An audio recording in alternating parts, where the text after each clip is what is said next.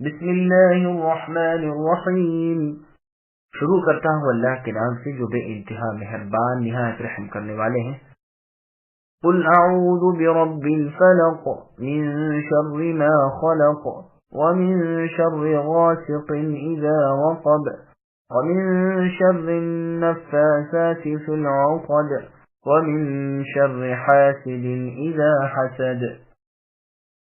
آپ کہہ دیجئے کہ میں صبح کے رب کی پناہ میں آتا ہوں ہر اس چیز کی برائی سے جو اللہ نے پیدا کی ہے، اور اندھیری رات کی برائی سے جب اس کا اندھیرا پھیل جائے، اور گرہ لگا کر ان میں پھونکنے والیوں کی برائی سے بھی، اور حسد کرنے والے کی برائی سے بھی جب وہ حسد کرے۔ سامعین آیتوں کی اب تفصیل سماعت کیجیے۔ فلق کا معنی، جابر رضی اللہ عنہ وغیرہ فرماتے ہیں فلق کہتے ہیں صبح کو۔ خود قرآن مجید میں اللہ کا ارشاد ہے فالق الاصباح۔ ابن عباس رضی اللہ عنہما سے مروی ہے کہ فلق سے مراد مخلوق ہے۔ کعب الاحبار رحمۃ اللہ علیہ فرماتے ہیں کہ فلق جہنم میں ایک جگہ ہے، جب اس کا دروازہ کھلتا ہے تو اس کی آنکھ کی گرمی اور سختی کی وجہ سے تمام جہنمی چیخنے لگتے ہیں۔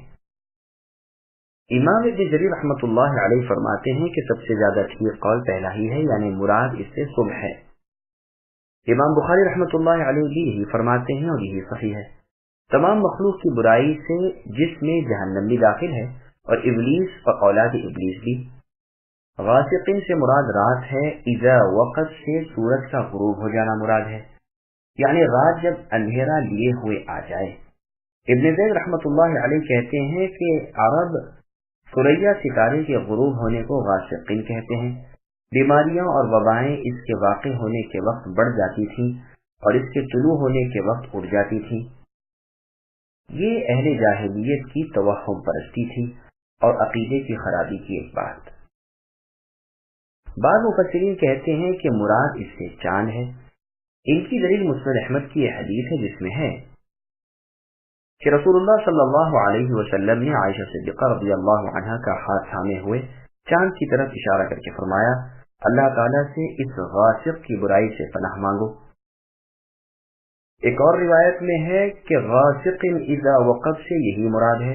دونوں قولوں میں بآسانی یہ تطبیق ہو سکتی ہے کہ چاند کا چڑھنا اور ستاروں کا ظاہر ہونا وغیرہ یہ سب رات ہی کے وقت ہوتا ہے جب رات آ جائے، واللہ عالم۔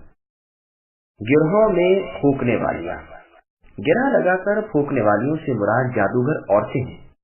مجاہد رحمۃ اللہ علیہ فرماتے ہیں کہ شرک کے بالکل قریب وہ منتر ہیں جنہیں پڑھ کر سانپ کے کاٹے پر دم کیا جاتا ہے اور آسیب جگہ پر۔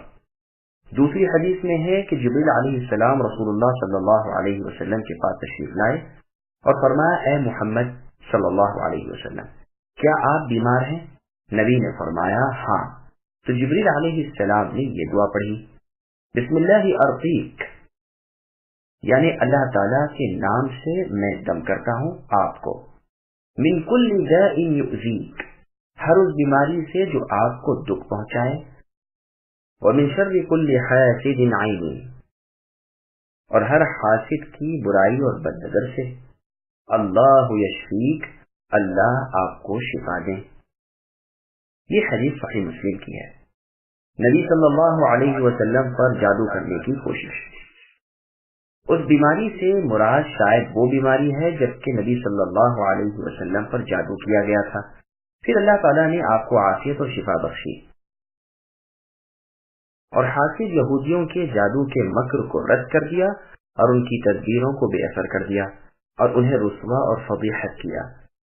لیکن باوجود اس کے رسول اللہ صلی اللہ علیہ وسلم نے کبھی بھی اپنے اوپر جادو کرنے والے کو ڈانٹا ڈپٹا تک نہیں۔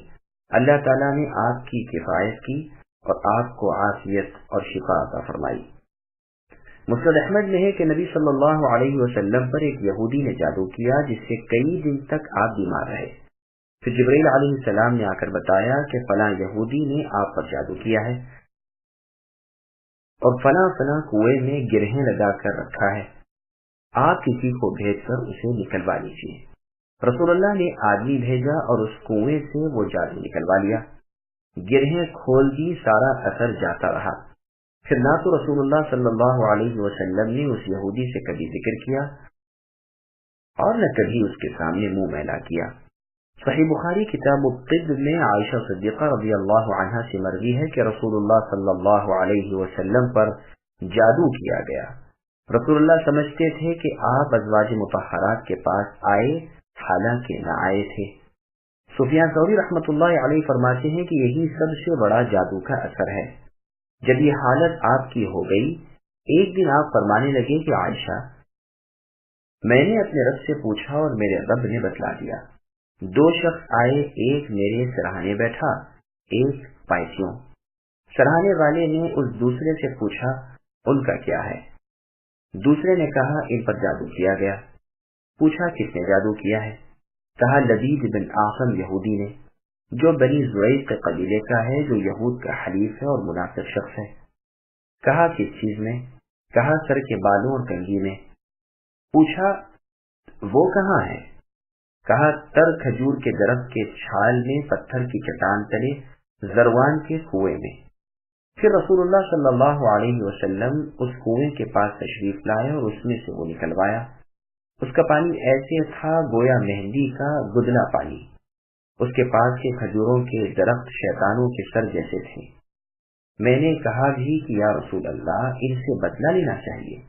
نبی نے فرمایا الحمدللہ، اللہ تعالیٰ نے مجھے تو شفا دے دی اور میں لوگوں میں برائی پھیلانا پسند نہیں کرتا۔ دوسری روایت میں یہ بھی ہے کہ ایک کام کرتے نہ تھے اور اس کے اثر سے یہ معلوم ہوتا تھا کہ گویا میں کر چکا ہوں، اور یہ بھی ہے کہ اس کنویں کو رسول اللہ کے حکم سے بند کر دیا گیا۔ یہ بھی مروی ہے کہ 6 مہینے تک آپ کی یہی حالت رہی۔ تفسیر ثعلبی میں ابن عباس رضی اللہ عنہما اور عائشہ صدیقہ رضی اللہ عنہا سے مروی ہے کہ یہود کا ایک بچہ نبی کی خدمت کیا کرتا تھا۔ اسے یہودیوں نے بہکا سکھا کر رسول اللہ کے چند بال اور آپ کی کنگھی کے چند دندانے منگوا لیے اور ان میں جادو کیا۔ اس کام میں زیادہ تر کوشش کرنے والا لبید بن عاصم تھا۔ پھر دروان نامی کنویں میں جو بنو زریق کا تھا اس میں ڈال دیا۔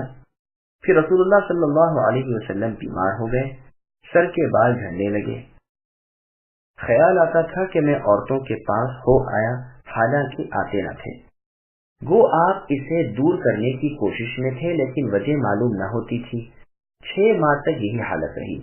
پھر وہ واقعہ ہوا جو اوپر بیان کیا کہ فرشتوں کے ذریعے آپ کو اس تمام حال کا علم ہو گیا، اور نبی صلی اللہ علیہ وسلم نے علی کو، زبیر کو اور عمار بن یاسر رضی اللہ عنہم کو بھیج کر کنویں میں سے وہ سب چیزیں نکلوائیں۔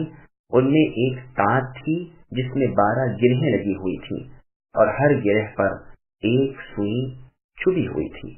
پھر اللہ تعالیٰ نے یہ دونوں صورتیں اتاری۔ رسول صلی اللہ علیہ وسلم ایک ایک آیت ان کی پڑھتے جاتے تھے اور ایک گرہ اس کی خود بخود کھلتی جاتی تھی۔ جب یہ دونوں صورتیں پوری ہوئیں، وہ سب گرہیں کھل گئیں اور آپ بالکل شفایاب ہو گئے۔ ادھر جبرائیل علیہ السلام نے وہ دعا پڑھی جو اوپر گزر چکی ہے۔ لوگوں نے کہا اللہ کے رسول، ہمیں اجازت دیجیے کہ ہم اس خبیث کو پکڑ کر قتل کر دیں۔ آپ نے فرمایا نہیں، اللہ تعالیٰ نے تو مجھے تندرستی عطا فرمائی اور میں لوگوں میں شر و فساد پھیلانا نہیں چاہتا۔ یہ روایت تفسیر ثعلبی میں بلا سند مروی ہے۔ اس میں غرابت بھی ہے اور اس کے بعد حصے میں سخت نکارت ہے اور بعض کے شواہد بھی ہیں جو پہلے بیان ہو چکے ہیں۔ واللہ اعلم۔ سامعین الحمدللہ، سورۃ الفلق کی تفسیر مکمل ہوئی۔ سامعین، تفسیر سورہ فلق اور سورہ ناس سماعت کیجیے۔ ان صورتوں کا تعارف اور فضائل۔ مسند احمد میں ہے کہ عبداللہ بن مسعود رضی اللہ عنہ اس صورت کو اور اس کے بعد کی صورت کو قرآن میں نہیں لکھتے تھے اور فرمایا کرتے تھے کہ میری گواہی ہے کہ رسول اللہ صلی اللہ علیہ وسلم نے مجھے خبر دی کہ جبرائیل علیہ السلام نے آپ صلی اللہ علیہ وسلم سے فرمایا قل اعوذ برب الفلق، تو میں نے بھی یہی کہا۔ پھر فرمایا قل اعوذ برب الناس، تو میں نے یہی کہا۔ تو ہم بھی اس طرح کہتے ہیں جس طرح رسول صلی اللہ علیہ وسلم نے کہا۔ ابی بن کعب رضی اللہ عنہ سے ان دونوں صورتوں کے بارے میں پوچھا جاتا ہے اور کہا جاتا ہے کہ آپ کے بھائی ابن مسعود رضی اللہ عنہ تو ان دونوں کو قرآن کریم میں سے کاٹ دیا کرتے تھے۔ تو فرمایا کہ میں نے رسول اللہ صلی اللہ علیہ وسلم سے سوال کیا تو آپ نے فرمایا مجھ سے کہا گیا کہو میں نے کہا، بس ہم بھی کہتے ہیں جس طرح رسول صلی اللہ علیہ وسلم نے کہا۔ مسند میں بھی یہ روایت الفاظ کے ہیر پھیر کے ساتھ مروی ہے۔ اور بخاری شریف میں بھی۔ مسند ابو یعلا وغیرہ میں ہے کہ ابن مسعود رضی اللہ عنہ ان دونوں صورتوں کو قرآن کریم میں نہیں لکھتے تھے اور نہ قرآن میں انہیں شمار کرتے تھے، بلکہ قاریوں اور فقیہوں کے نزدیک مشہور بات یہی ہے کہ ابن مسعود رضی اللہ عنہ ان دونوں صورتوں کو قرآن کریم میں نہیں لکھتے تھے، شاید انہوں نے نبی صلی اللہ علیہ وسلم سے نہ سنا ہو اور تواتر کے ساتھ ان تک نہ پہنچا ہو۔ ایک فائدہ کا ذکر، پھر یہ اپنے اس قول سے رجوع کر کے جماعت کے قول کی طرف پلٹ آتے ہیں۔ صحابہ کرام رضی اللہ عنہم نے ان صورتوں کو ائمہ کے قرآن میں داخل کیا، جس کے نسخے چوطرف پھیلے، وللہ الحمد والمنہ۔ صحیح مسلم میں عقبہ ابن عامر رضی اللہ عنہ سے مروی ہے کہ رسول اللہ صلی اللہ علیہ وسلم نے فرمایا، کیا تم نے نہیں دیکھا کہ چند آیتیں مجھ پر اس رات ایسی نازل ہوئی ہیں جن جیسی کبھی نہیں دیکھی گئیں؟ پھر آپ نے ان دونوں صورتوں کی تلاوت فرمائی۔ یہ حدیث مسند احمد میں، ترمذی میں اور نسائی میں بھی ہے۔ امام ترمذی اسے حسن صحیح کہتے ہیں۔ مسند احمد میں ہے کہ عقبہ رضی اللہ عنہ فرماتے ہیں کہ میں رسول اللہ صلی اللہ علیہ وسلم کے ساتھ مدینے کی گلیوں میں آپ کی سواری کی نکیل کھانے چلا جا رہا تھا کہ آپ نے مجھ سے فرمایا، اب آؤ تم سوار ہو جاؤ۔ میں نے اس خیال سے کہ اگر آپ کی بات نہ مانوں گا تو نافرمانی ہوگی، سوار ہونا منظور کر لیا۔ تھوڑی دیر کے بعد میں اتر گیا اور رسول صلی اللہ علیہ وسلم سوار ہو گئے۔ پھر آپ نے فرمایا، عقبہ میں تمہیں دو بہترین صورتیں کیا نہ سکھاؤں؟ میں نے عرض کیا، ہاں اللہ کے رسول، ضرور سکھائیے۔ پس نبی صلی اللہ علیہ وسلم نے مجھے سورہ قل اعوذ برب الفلق اور قل اعوذ برب الناس سکھائیں۔ پھر نماز کھڑی ہوئی، نبی نے نماز پڑھائی اور انہی دو صورتوں کی تلاوت کی۔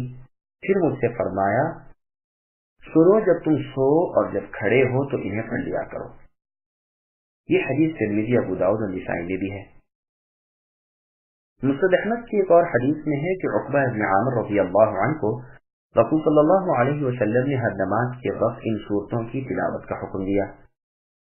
عقبہ ابن عامر رضی اللہ عنہ والی حدیث، جس میں رسول اللہ کی سواری کے ساتھ آپ کا ہونا مذکور ہے، اس کے بعد طرق میں یہ بھی ہے کہ جب رسول اللہ صلی اللہ علیہ وسلم نے مجھے یہ صورتیں بتلائیں تو مجھے کچھ زیادہ خوش ہوتے نہ دیکھ کر فرمایا کہ شاید تم انہیں چھوٹی سی صورتیں سمجھتے ہو، سنو، نماز کے قیام میں ان جیسی صورتوں کی قرات اور ہے ہی نہیں۔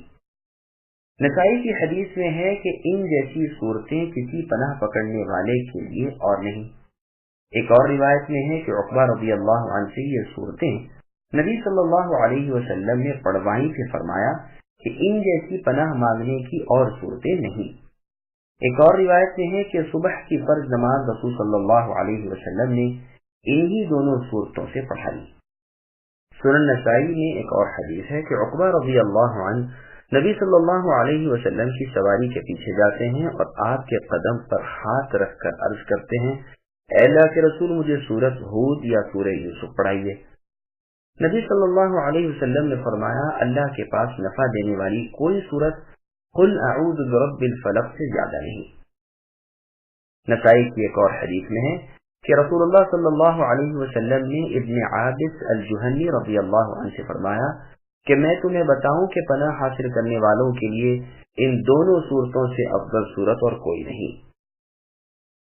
بس بہت سی حدیثیں اپنے تواتر کی وجہ سے اکثر علماء کے نزدیک قطعیت کا فائدہ دیتی ہیں، اور وہ حدیث بھی بیان ہو چکی کہ رسول اللہ نے ان دونوں صورتوں اور سورہ اخلاص کی نسبت فرمایا کہ چاروں کتابوں میں ان جیسی صورتیں نہیں اتری۔ نسائی وغیرہ میں ہے کہ ہم رسول اللہ صلی اللہ علیہ وسلم کے ساتھ ایک سفر میں تھے، سواریاں کم تھیں، باری باری سوار ہوتے تھے۔ رسول اللہ نے ایک شخص کے مونوں پر ہاتھ رکھ کر یہ دونوں صورتیں پڑھائیں اور فرمایا، جب نماز پڑھے تو انہیں پڑھ لیا کرو۔ ظاہر یہ معلوم ہوتا ہے کہ یہ شخص عقبہ ابن عامر رضی اللہ عنہ ہوں گے، واللہ اعلم۔ نسائی کی اور حدیث میں ہے کہ جابر رضی اللہ عنہ سے یہ دونوں صورتیں نبی صلی اللہ علیہ وسلم نے پڑھوائیں، پھر فرمایا، انہیں پڑھتے رہا کرو، ان جیسی صورتیں تم اور نہ پڑھو گے۔ ام المؤمنین عائشہ صدیقہ رضی اللہ عنہا والی وہ حدیث پہلے گزر چکی ہے کہ رسول اللہ انہیں پڑھ کر اپنے دونوں ہاتھوں پر پھونک کر اپنے سر، چہرے اور سامنے جسم پر پھیر لیتے تھے۔ موطا مالک میں ہے کہ جب نبی صلی اللہ علیہ وسلم بیمار پڑتے تو ان دونوں صورتوں کو پڑھ کر اپنے اوپر پھونک لیا کرتے تھے۔ جب آپ کی بیماری سخت ہوئی تو عائشہ رضی اللہ عنہا معوذات پڑھ کر یعنی قل اعوذ برب الفلق اور قل اعوذ برب الناس خود آپ کے ہاتھوں کو آپ کے جسم مبارک پر پھیرتی تھی، اور اس سے قصد آپ کے ہاتھوں کی برکت کا ہوتا تھا۔ سامعین، الحمدللہ سورۃ الفلق اور سورۃ الناس کا تعارف نیز ان دونوں صورتوں کی فضیلت کا بیان پورا ہوا۔